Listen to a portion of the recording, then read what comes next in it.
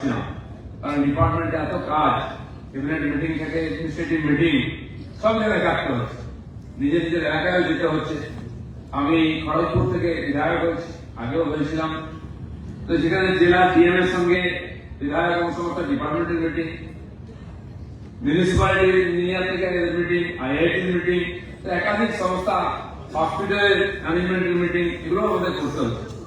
তার সঙ্গে পশ্চিমবঙ্গে এখন দেখতেন আমাদের প্রাক্তন মুখ্যমন্ত্রী একটা অ্যাডমিনিস্ট্রেটিভ মিটিং করতেন, একটা মহোৎসব করতেন, 2-4 লোককে ডেকে নিয়ে সারাদিন খাওয়া দাওয়া উৎসব চলতো, কাজের কাজ কিছু হতো না, উনি ভাষণ দিতেন। এসব বন্ধ করেছি আমরা, কোনো খরচা নেই। এক জায়গায় সারা বাংলা থেকে লোক ডেকে নিয়ে 4 দিন কাজ বন্ধ করা আমরা এটা করবো না। তাই আমাদের মাননীয় মুখ্যমন্ত্রী ঠিক করেছেন, আমরাই মন্ত্রিমন্ডল সাধারণ মানুষের কাছে যাবে। আমরা বাংলাদেশে 6টা ভাগ করেছি, 6 ভাগে 3টে 4টে 5টা জেলা নিয়ে এক এক জায়গায় আমরা বিধায়ক থেকে আরম্ভ করে সেক্রেটারি, ডিএম, অ্যাডমিনিস্ট্রেটিভ যারা প্রধান তাদের বৈঠক করছি। একটা শিলিগুড়ি নবান্নতে হয়ে গেছে, দুর্গাপুরে হয়ে গেছে, আর সেদিন কল্যাণীতে হয়ে গেল, মেদিনীপুরে আছে, এরপরে মালদায় আছে। এরকম ভাগ করে আমরা বিভিন্ন জেলা অ্যাডমিনিস্ট্রেটিভ কমিটির মিটিং নিচ্ছি, পুরো কাজের খতিয়ান দেওয়া হচ্ছে, আগামী দিনে কি করতে হবে বুঝিয়ে দেওয়া হচ্ছে। পুলিশ প্রশাসন থেকে অ্যাডমিনিস্ট্রেশন যারা আছেন প্রত্যেকের কাজ মুখ্যমন্ত্রী এবং মুখ্য সচিব বুঝিয়ে দিচ্ছেন। তার পরিণাম আপনারা দেখতে পেয়েছেন, পশ্চিমবাংলা আইন শৃঙ্খলার উন্নতি হয়েছে, লোকের আইন মানছেন, উৎসব পরব হয়েছে, এত আনন্দের সঙ্গে নির্বিঘ্নে যেটা কেউ আগে করেনি। বহু রাস্তাঘাটগুলো বন্ধ ছিল, কবজা হয়ে গেছিল, ফুটপাথ থেকে আরম্ভ করে মানুষ নিজের থেকে সরে যাচ্ছেন, জায়গা খালি করছেন, বুঝতে পেরেছেন এতে সবার সুবিধা হবে। সামান্য কিছু করে অসুবিধা হবে, প্ল্যাটফর্মে যারা দোকান চালিয়ে খান তাদের সরে গেলে অসুবিধা হবে, কিন্তু প্ল্যাটফর্মটা দোকানের জন্য নয়। হসপিটালের মধ্যে খালি কবজা নেই, শাড়ির দোকান করে বসে আছে, সেটা হটাতে যদি তার কষ্ট হয় অবশ্যই হবে, সেটা আমরা সরাবো। হসপিটালে ব্যবসা করার জায়গা না, প্ল্যাটফর্মটা ব্যবসা করার জায়গা না, রাস্তা ব্যবসা করার জায়গা না। তারা দুনিয়ার মানুষ ব্যবসা করে না, তারা ভারতবর্ষ হয় না, তাই পশ্চিমবঙ্গে হয়। এই যে রাজনীতিক নেতারা লোকদেরকে বসিয়ে দিয়েছেন টাকা নিয়ে, তার ফলে কোটি কোটি মানুষের অসুবিধা হচ্ছে। আইন মেনে সবাইকে কাজ করতে হবে, তার ব্যবস্থা সরকার দেখবে আস্তে আস্তে। কিন্তু যেখানে সেখানে কবজা করে বসে যাওয়া, পুকুর ভরাট করা, নদী ভরাট করা, খাল ভরাট করা। তাই সকাল থেকে একজন প্রাক্তন এমএলএ বাড়িতে এনআইএ রেড দিচ্ছে, খাল বুঝিয়ে যাচ্ছে না, সেখানে রেস্টুরেন্ট তৈরি করে দিচ্ছে। কি অধিকার দিয়েছে? কেন? পুলিশের বলা হিম্মত ছিল না। ওই পুলিশ কাউন্সিলর, প্রধান, পঞ্চায়েত, প্রাক্তন এমএলএ কোমরে দড়ি বেঁধে রাস্তায় ঘোরাচ্ছে। যে বস্তাদের সভা হয় পুলিশ ভয় করতে, পুলিশ কোমরে দড়ি বেঁধে ঘোরাচ্ছে। লক্ষ লক্ষ লোকের টাকা মেরে দিয়ে আবাস যোজনা, তারপরে শৌচালয়ের টাকা, এই 100 দিনের কাজের টাকা, লক্ষ্মী ভান্ডারের টাকা কাটমানি খাওয়া হচ্ছে। চাকরির নামে 26,000 শিক্ষকের চাকরি এভাবে গেছে। আজকে মানুষ কমপ্লেন করছে, তার বিরুদ্ধে ব্যবস্থা হচ্ছে, আইন ব্যবস্থা করবে, কাউকে ছাড়া হবে না। আর আজ পরিবর্তনের পরের দিন থেকে যে কাজ শুরু হয়েছে, কোন রকম গন্ডগোল আমরা বরদাস্ত করবো না। দুর্নীতি তো ছেড়ে দিন, নিয়মের বাইরে কাউ কিছু করতে হবে না। এখনই আমি পঞ্চায়েত দপ্তরে বসেছিলাম, সমস্ত বিধায়ক, সমস্ত বিডিওদের মিটিং নেওয়া হলো যে পঞ্চায়েতের যত পুরনো কাজ বন্ধ ছিল প্রজেক্টে, সব এই মাস থেকে চালু হচ্ছে। 125 দিনের কাজ, নারেগা হোক, আবাস যোজনা হোক, সড়ক যোজনা হোক, শৌচালয়ের কাজ, সব টাকা আসছে এবং প্রপার ডিস্ট্রিবিউশন হবে, সব জায়গায় কাজ শুরু হবে। অসুবিধা হলে আপনারা জানাবেন সবাইকে। এমএলএদের সঙ্গে নিয়ে কাজ করতে হবে, ডিএমকে, বিডিওকে, এবং সেইভাবেই হবে। আমাদের মহিলাদের জন্য বাসে যদি যাতায়াতের ব্যবস্থা আমরা ঘোষণা করেছিলাম 4 দিন আগে, আমাদের মন্ত্রী অভিজিৎ মিত্রাদি নিজে বাসে চলে সেটা উদ্বোধন করেছেন, মহিলারা ফিরতে যাতায়াত। ঠিক সেরকম মহিলাদের জন্য 3,000 টাকা, লক্ষ্মী ভান্ডারের 2,000 ছিল, আমরা বলেছিলাম 3,000 দেবো। কালকে মাননীয় মুখ্যমন্ত্রী উদ্বোধন করেছেন, 27 লাখের বেশি মহিলার অ্যাকাউন্টে 3,000 টাকা চলে গেছে, বাকিদের যাবে। কাল পরশু আমরা জিরামজি বা নারেগার কাজ শুরু করছি, সমস্ত ব্লকের কাজ শুরু হয়েছে। কিন্তু এই সমস্ত সরকারি পরিযোজনায় কেন্দ্র সরকার বলুন, রাজ্য সরকার বলুন, যা সুবিধা পাচ্ছেন নাগরিকরা, যারা এই দেশের বৈধ নাগরিক নন, তারা একজনও পাবে না। এরকম 30-40 লক্ষ লোক সুবিধা পাচ্ছে। 3,500 পুরুষ লক্ষ্মী ভান্ডারের পয়সা নেয় অ্যাকাউন্টে, ধরাও পড়েছে। বাকিরা ধরা পড়লে জেলে যেতে হবে, দরকার হলে সুদ সহ পয়সা উসুল করা হবে, কাউকে ছাড়া হবে। আর যারা এই দুর্নীতির সঙ্গে সরকারি অফিসারে যুক্ত তাদের এক সমান সাজার ভাগিদারি হতে হবে। এগুলো বরদাস্ত করা হবে।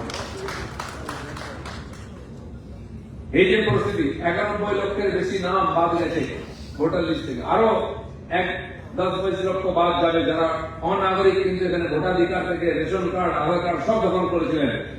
দিল্লিতে এবং এখানে সব ভেরিফিকেশন চলছে, সব মেলানো হচ্ছে। মেল না হলে তার নাম বাদ যাবে। কোনো সুবিধা তো পাবেই না, দেশে থাকারও সুবিধা পাবে না। আপনারা জানেন বর্ডারে ভিড় হয়ে গেছে, কাউকে মারিনি, টিপিনি, পুলিশ কাউকে ধরেনি। বাংলাদেশ থেকে যারা এসেছিল একাধিক বছর এখানে থেকে সব সুবিধা নিয়েছে, তারা বুঝে গেছে যে এখানে থাকা যাবে না, নিজের দেশে ফিরে যাচ্ছে। আর সেরকম এই কোটি কোটি লোককে বাইরে থেকে জিনিস আমরা খাওয়াবো না। আমাদের দেশের লোকের সমস্যা আছে, সে সমাধান করার জন্য সরকার কাজ করছে, লোক সেই জন্য ভোট দিয়েছে। মাননীয় মোদী যখন প্রধানমন্ত্রী হন 14 সালে, প্রায় 130 কোটি মানুষ ছিল ভারতবর্ষে। তার মধ্যে 30 কোটি মানুষ অতি দরিদ্র সীমার নিচে ছিলেন, বাড়ি ঘর চাল খাওয়া দাওয়ার ব্যবস্থা ছিল না।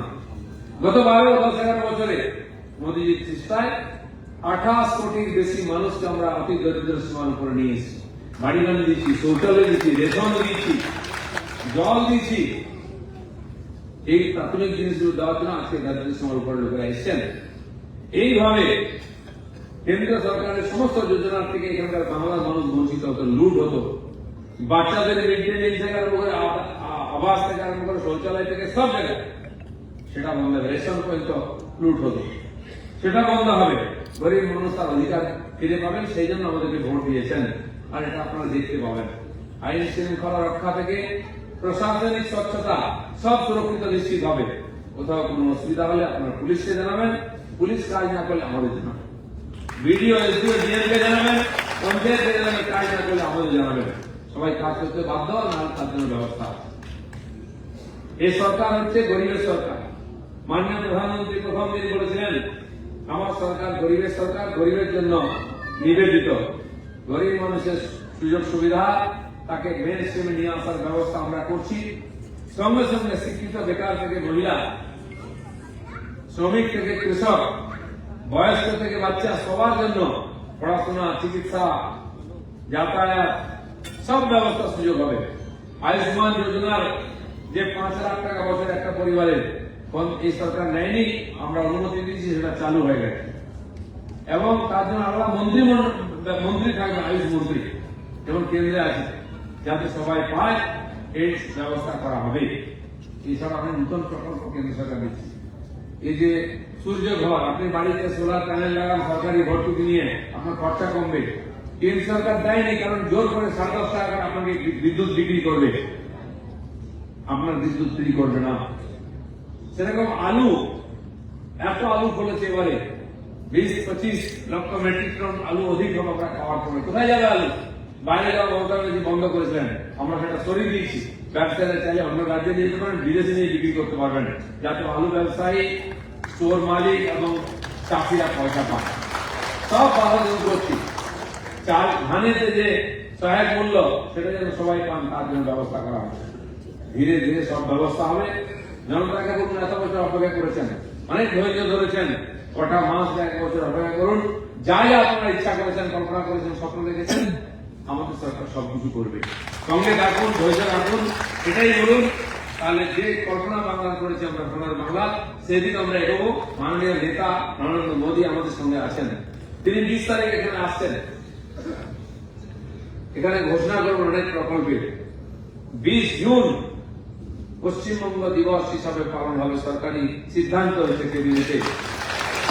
শ্যামাপ্রসাদ মুখার্জি এই বাংলার গঠনের জন্য তৎকালীন বিধানসভায়, আইনসভায় এই প্রস্তাব নিয়েছিলেন, সেটাকে আমাদের সরকার আজকে 80 বছর পর অনুমোদন দিবস হবে, 1 বৈশাখ নয়।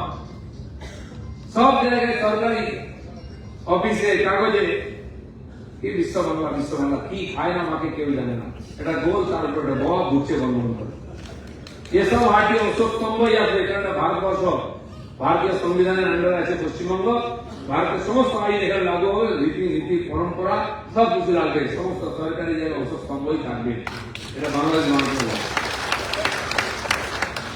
এটা সরকার করছে এবং গত 1 মাস এখনো হয়নি, তাতে যে কাজ এই সরকার করেছে ভারতে বিশ্বের কোথাও কোন সরকার এত কাজ করতে পারেনি। আমরা এইভাবে এগোতে চাই, এই গতিতে কাজ করতে চাই, সংস্কার করতে চাই।